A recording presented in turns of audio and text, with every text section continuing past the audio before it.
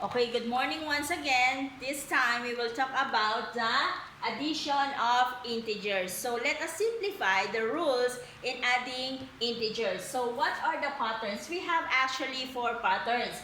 In same signs, we have 2 patterns, and in different signs, we have 2 patterns also. So let us focus first in the same sign.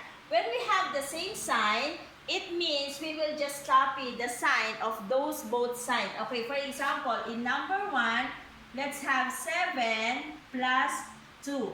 So since these are both positive, so our answer will become positive also. So 7 plus 2 is equals to 9. Okay, another example. 3 plus 2, since these are both positive sign, our answer will become 5. Okay, so let's have the other pattern. Okay, so our pattern, the next pattern is negative plus negative. The answer will become negative. Okay, so when we have negative 7 plus negative 2, remember our answer should be negative also. So 7 plus 2 is 9. So our answer is negative 9. Okay. How about negative 3 plus negative 2? Our answer will become, just add the both number, 3 plus 2, which is 5, and then copy both sign, which is negative. So our answer is negative 5. So, did you find it easy? Okay, so this time, we are done with the 2 patterns, okay, with the same sign. So this time, let's proceed to the different signs, okay.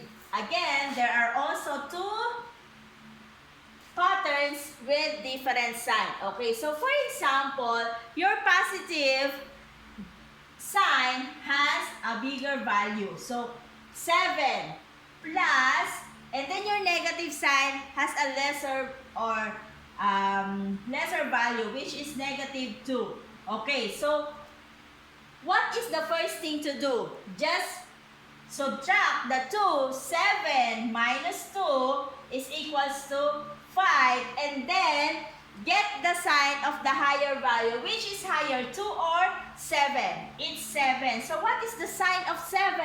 It's positive. So therefore, our answer will be positive 5.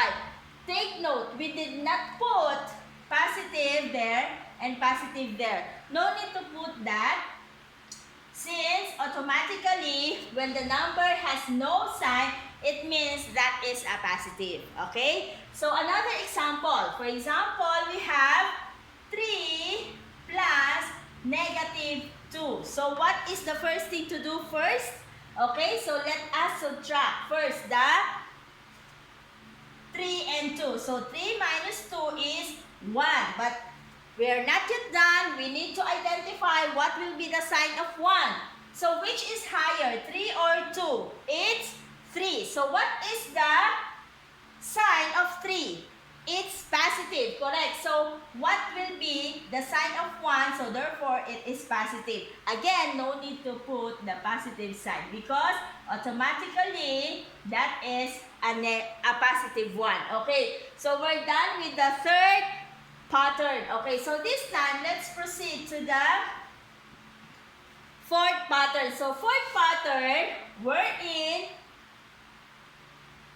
negative 2 plus negative 7 is equals to, okay, so let us notice, this time, negative has the higher value, okay, so, but since they have different sign, the first thing to do is subtract both. 7 minus 2, it's 5. Okay, so are we done yet? So not yet. Why? Because we need to identify what will be the sign of our answer. So again, our rule is if our numbers are different, we will subtract both number and then copy the sign of the higher value. So what is the higher value? 7 or 2? It's 7. Okay, so what is the sign of 7? It's negative. So therefore, it follows our answer. It will become negative negative sign. Okay, so what about another example? Let's have 2 plus negative 3. Okay, so since we have different sign, again, we will subtract our value. So 3 minus 2, it's 1.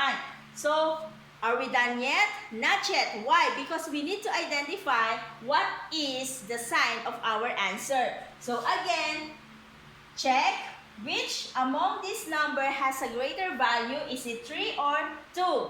It's 3. Correct. So, what is the sign of 3? It's negative. So, therefore, let us follow the negative 1.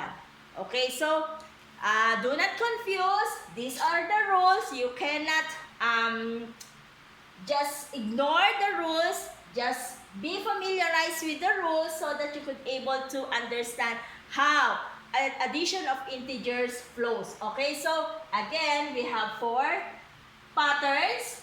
In each pattern, we have same signs and then different signs. Okay, so I hope you understand the addition of integers because we still have subtraction, multiplication, and division. But this time, let us focus first in addition of integers. Okay, so that's all for today. Thank you.